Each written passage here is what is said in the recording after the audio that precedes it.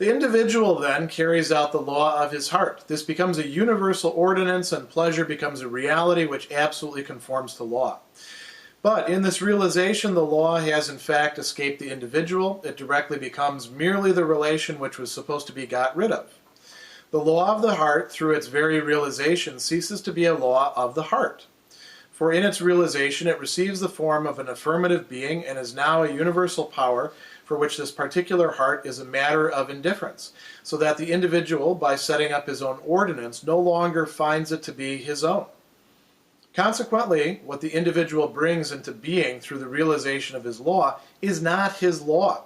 On the contrary, since the realization is in principle his own, but actually is for him an alien affair, what he brings about is merely the entanglement of himself in the actual ordinance, an entanglement in it, moreover, not as a superior power which is only alien to him, but one which is hostile.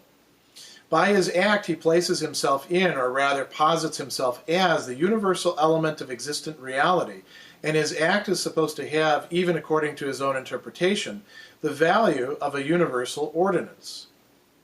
But he has thereby freed himself from himself. He goes on growing qua universality, on his own account, and purges himself of his own particularity. The individual who wants to recognize universality only in the form of his immediate being for self does not therefore recognize himself in this free universality, while at the same time he belongs to it, for it is his doing. This doing, therefore, has the reverse significance. It contradicts the universal ordinance. For the individual's act is supposed to be the act of his particular heart, not a free universal reality.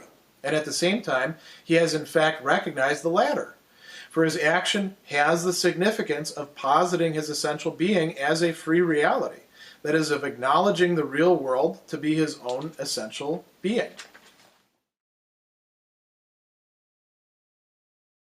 In paragraph 372, we see what happens when the individual attempts to apply or externalize through action the law of the heart that has been motivating them, which we saw in the previous paragraph also involves a certain kind of pleasure. We're going to see that assume an important role in this paragraph and a few other paragraphs following. But what's going to happen is a kind of estrangement or alienation. And Hegel doesn't use that term at this point. Instead, he talks about entanglement and contradiction. But that's really what's happening. The individual, the self-conscious, rational human being who is motivated by what we've called at this point the law of the heart is going to act, and that act is going to have, as Hegel calls it, the value of a universal, but it's going to run into another law, and we've got it, capitalized here because it's the law of the world, of actuality, which could be understood, if the person was ready for it at this point, as a free universal reality, but the person isn't up to that, and so winds up having to resist it in certain ways, to go against it, to try to tear it down. So Hegel says the individual carries out the law of his heart, and this can happen in a multitude of different ways depending on what the law of the heart is bidding that individual to do. And this can vary from individual to individual, situation to situation, novel in which this is occurring to different novel, or movies for us, love songs, right? And he says this becomes a universal ordinance. Now, the word that's being translated as ordinance here is one that we've seen in previous paragraphs as order, or as the sort of law that the person is running into. It's Ordnung. And Ordnung means something like an order, but understood in terms of arrangements, articulation of things. And so they're running into a world, and this is again what Hegel had called earlier ethical substance, this tissue of relationships, of mores, of customs, of people doing things in relation to other people. So it says this becomes a universal ordinance, And pleasure becomes a reality which absolutely conforms to law. Starts out pretty promising, right? Not only do you get to have your pleasure, which is not just the pleasure in, enjoying physical things like sex or drugs or I suppose rock and roll or things like that, but it's got a higher purpose. Remember in the past paragraphs we talked about this pleasure as being a greater satisfaction because it's what's benefiting humanity, right? And so you look like you get to have it all, but we don't. So he says, in this realization, the law has in fact escaped the individual. There's the estrangement or alienation that's taking place there. It says it directly becomes merely the relation which was supposed to be got rid of. What was the relation that was supposed to be gotten rid of? Well, this law which is not a law of the heart, but which should be a law of the heart. The law of the community, the law of the ethical substance. Now, that can't be the law of a heart because it's not as if the community has that sort of, we're not going to say a physical heart, of course, but that sort of metaphorical center. And remember, for Hegel, this is not talking about in a sort of Augustinian sense where the heart is the very core of the human being. No, this is the locus of feelings, of affect, of something that is purely subjective and arises and can produce principles, but is not itself, we might say, principled. So he goes on and he says, the law of the heart, through its very realization, through not just having it as a kind of inner guidance or a set of ideals, but actually trying to put it into play, realizing it in actuality or in reality. The law of the heart ceases to be a law of the heart. In its realization, he says, it receives the form of an affirmative being and now becomes a universal power, a Macht, right? A universal power for which this particular heart is a matter of indifference. So that the individual, by setting up his own ordinance, no longer finds it to be his own. In a way, what this means is that when the law of the heart is externalized, when it is enacted, when it is produced in action, when it's universalized, in a way it becomes too successful. It becomes something that no longer just belongs to and expresses. When we talk about somebody owning, right? We talk about somebody owning a cause. I realize that I need to resist this particular kind of injustice. And suddenly I find myself not only being not the only person doing that, but that my way of doing it might have just been a preliminary way. Other people are doing it better. They have a fuller conception of what's going on. Maybe I myself am turning out to be the one who is perpetuating a different kind of injustice. And we could come up with all sorts of examples of this sort of dynamic playing itself out in history, including in our own recent history. So the law that the law of the heart started out with and then externalized becomes no longer a law of that heart, no longer a law of that individual. It's no longer theirs. Like he says, it's now a universal power. So he says, consequently, what the individual brings into being through the realization of his law is not his law. On the contrary, since the realization is in principle his own, but actually is for him an alien affair, this is where we get to the rest of the ordering, right?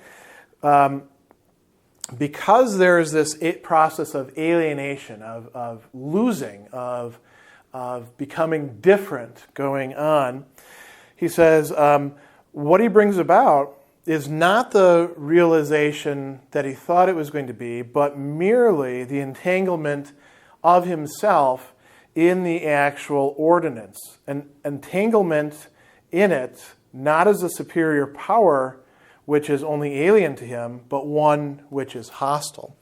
So what we have going on here now is a conflict between the individual and the law or the ordinance, the ordering, which they're entangled with. How are they entangled? Entangled is a nice way to put it. They can't completely pull away from it because part of their very meaning is bound up in it, and bound up also in resistance and critique of it, right? Or at least opposition to it. They also can't get away from it because they're still drawn to it by, and Hegel's not talking about this here, but we should think about this, by the play of desire for that lost pleasure. Think back to earlier on, even before we got into the dynamic of pleasure and necessity, the introductory parts of this, where the individual unmooring him or herself from the matrix of ethical substance now is lacking and needs to make up that lack. That's what the law of the heart was supposed to be supplying. But instead, the law of the heart is reduplicating that within the person in relation to, again, what we could call ethical substance. So if we go on, he says, by his act, he places himself in, or rather posits himself as, the universal element of existent reality. So that's over here, right? The law of the heart was supposed to be better than the previous dialectic because the individual had incorporated whatever was going on with fate or necessity into him or herself, and that's what the law of the heart was supposed to be. But unfortunately, it's immediate. It's not yet, as Hegel pointed out, disciplined. So he treats himself or herself as the universal element of existent reality. His act is supposed to have, even according to his own interpretation, the value of a universal ordinance. That's what it's tending towards. By acting, it's supposed to be connected with this universal ordinance. But the individual has thereby freed himself from himself. Now, Hegel points out two different ways in which things could go here. He doesn't make the transition as clear as we might like. He says he can go on growing qua universality on his own account and purges himself of his particularity. That's one possibility. That's not a possibility that's going to be realized at this point. That is going to be realized later, towards the end of this, and moving into the next main dialectic, that of virtue and the way of the world. It's also going to carry through into the spirit section, too, and other parts of the reason section, and the religion section. But that's not what's happening right now. Instead, there's sort of, you could call it a hardening or a retrenchment of the individual on that side as opposed to the world order on the other side. So he says, here we go, the individual who wants to recognize universality only in the form of his immediate being for self does not therefore recognize himself in this free individuality. What was that? The ethical substance. While at the same time he belongs to it. Why? Because it is his doing. This is not in a solipsistic way where like the individual realizes he's created everything and everything is dependent upon his desires, wishes. No, it's not like that. But by engaging in action motivated by the law of the heart or expressive of the law of the heart, he has contributed to this order that he finds so oppressive and alienating. So he says, the doing, therefore, has the reverse significance. The doing contradicts the universal ordinance. It's supposed to be establishing the universal ordinance. Instead, his or her action is contradicting it. He says, goes on, he says, the individual's act is supposed to be the act of his particular heart, not a free universal reality. So where is the contradiction? We could say it's happening in two ways. I think it's probably best to think first in terms of the intention, the motivation of the law of the heart, as opposed to the free universal reality, and they are in contradiction. The contradiction is happening in the locus of the act, which is being made to serve a dual purpose, you could say. Insofar as the individual wants his or her act to matter as an expression of the law of the heart, it cannot just be this free universal reality understood in terms of the mores, the laws, following along, going along to get along, as we say. There has to be something special, something particular, something unique, something eigen, that is his own, her own, right? Where they can say, this is my contribution to the great progress of human realization, right? This is a dynamic that we see occurring many times, and again, in many ways, even in our own present. So he says, the individual's act is supposed to be the act of his particular heart. And at the same time, he has, in fact, recognized the universal reality. Why? This action has the significance of positing his essential being as a free reality, of acknowledging the real world to be his own essential being. We don't have a resolution of this contradiction at this point. And we have to see now where Hegel is going to go. Are we going to find out that there is some sort of reconciliation happening? Or are we going to have to move away from this understanding?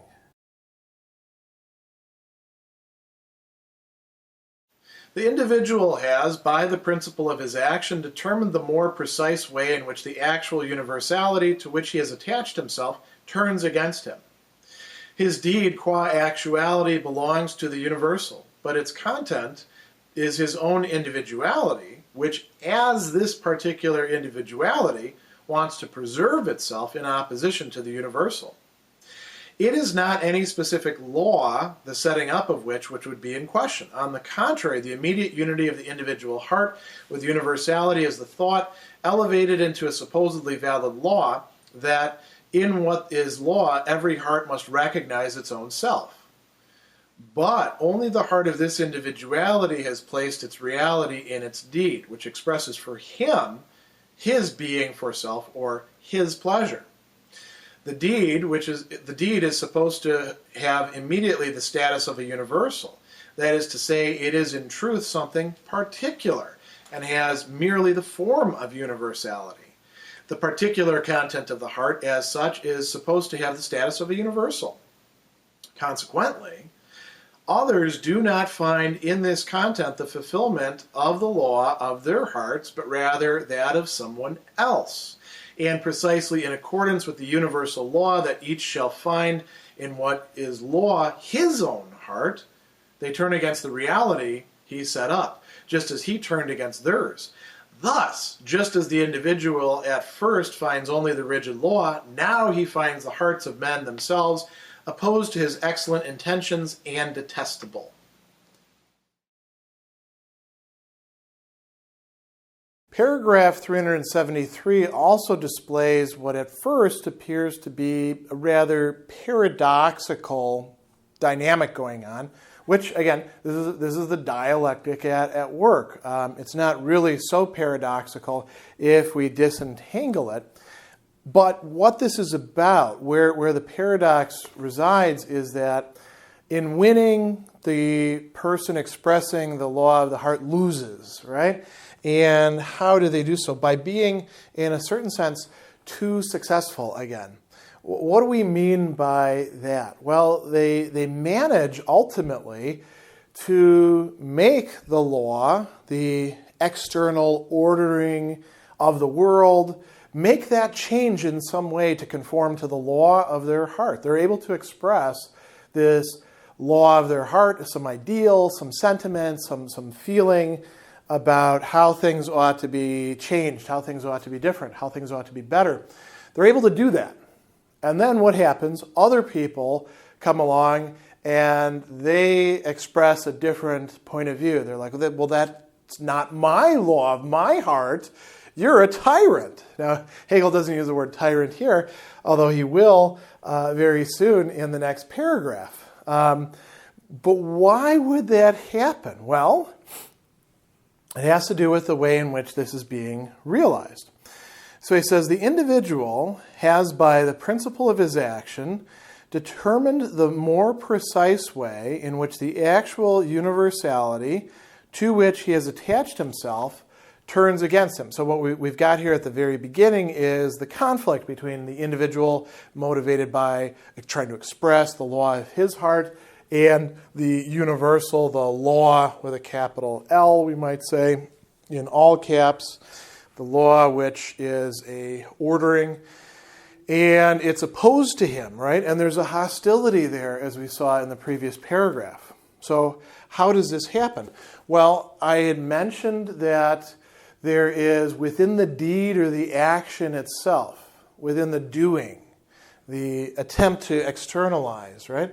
There's already a kind of splitting going on. It's not just motive over here and reality over here. In the action itself, it can be looked at in multiple ways because the action itself is, in fact, complex. Action is where realities collide and coincide, you might say. So he says his deed, qua actuality, belongs to the universal. A little bit later, he's going to talk about it as being universal in form. Whenever we act, this is something that Hegel pointed out to us much earlier in the observing reason section. Whenever we act, we are engaging in something that is significative, and it's significative because there are universals involved. So, doing this is waving a hand, right? You understand it as waving a hand. It's not a completely particular, out of the blue, no connection to anything whatsoever sort of action. It's understandable and describable in universal terms. On the other hand, the content, as he says, the content is his own individuality, which as this particular individuality wants to preserve itself in opposition to the universal. When we are acting, so for example, the waving my hand, which now is a different action, right? I don't have the book in my hand. I'm demonstrating to you something. And that was the point of my action. That's my particular individual motivation. You yourself could appropriate that in part because it is universal in form and use it for your own example, pick it up as a mannerism. I want to imitate Dr. Sadler today for, Halloween or something like that. He waves his hand a lot, right? And we could go on and on and on. There are myriad ways in which particular individuals can supply a content to an action that makes it different, even though it's the same action universally, same action in form as another action, that makes it different from that action. This is where motive, particular motive, can come in. And what's the particular motive at this point? I'm going to stick it to that universality. They're not going to tell me that I don't get to express the law of my heart. And they succeed. So he goes on and he says, it's not any specific law, the setting up of which would be in question. On the contrary, the immediate unity of the individual heart with universality is the thought, elevated into a supposedly valid law, that in what is law, every heart must recognize its own self. Let's look at that a little bit more closely. He says it's not any specific law, the setting up of which would be in question. So it's not just a particular law, a particular culture's laws or mores or whatever that presents a problem. It's the very conception of law understood through this law of the heart. So he says, the immediate unity of the individual heart with universality is the thought that in what is law, every heart must recognize its own self. Now, in saying that, it's trivial for oneself because one's own heart set up the law, right? What about other people? Are they going to, as we say, get on board? Are they going to identify their heart with this law that this person derives? Let's go on a little bit further. He says, but only the heart of this individual has placed its reality in its deed, which expresses for him his being for self or his pleasure. He's getting something out of it. That doesn't vitiate it, by the way. It doesn't make it no longer a law or no good or anything like that. But it is his law, and he enjoys the very fact that by giving this law, by behaving in a certain way, he or she is helping humanity, righting wrongs, making the world a better place. Can he get what we call buy-in from other individualities? They should, of course, go along with it, right? Because he's got a good motivation. He has a good heart. Or she has the right intentions, the best of intentions. Other people can say, no, I don't really like that. That's good for you. You derive satisfaction from that. You derive pleasure from that. I derive pain. I derive anger. I derive cognitive dissonance, whatever we want to say. It's not helpful for me, sometimes people say. So he goes on and he says, the deed is supposed to have immediately the status of a universal. That is to say, it is in truth something particular, and it is merely the form of universality, like we pointed out before. Its actuality is the form of universality. So, he says, the particular content of the heart as such is supposed to have the status of a universal. The heart is hungry for universalization, we might say, for making it the heart writ large. So he goes on and he says, consequently, others, how do others see this? They do not find in this content the fulfillment of the law of their hearts, but rather that of someone else. Now notice, it's the content, the particularity that presents a problem. They may be able to get behind the universal, but the content matters. Where it's coming from matters. The fact that this is an immediate affective, subjective basis matters to them. They want to have the ability to say, yes, I go along with this or I do not. So he says, others do not find in this content the fulfillment of the law of their hearts, but rather that of someone else, the law of another heart. See, it's not just enough to say, when we're talking about this law of the heart thing, to say, oh, well, there's a law of the heart, and Hegel felt it, and so we just have to follow along because he did the feeling already, and or Rousseau, or pick whoever you want in the present, right? This person who really has a tender heart, he or she decided it for us. No, if it's going to be a law of the heart, I have to have my own law of the heart, and so do you.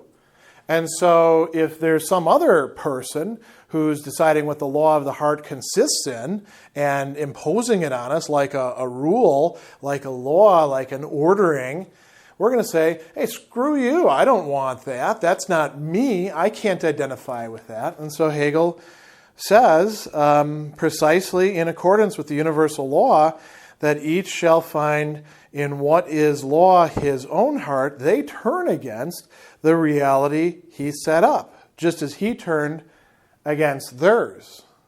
Theirs was the universal that we had been looking at before, the Ordnung, right? The world order. Think about what we're talking about here.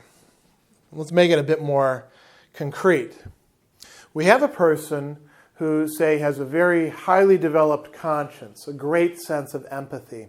They see some sort of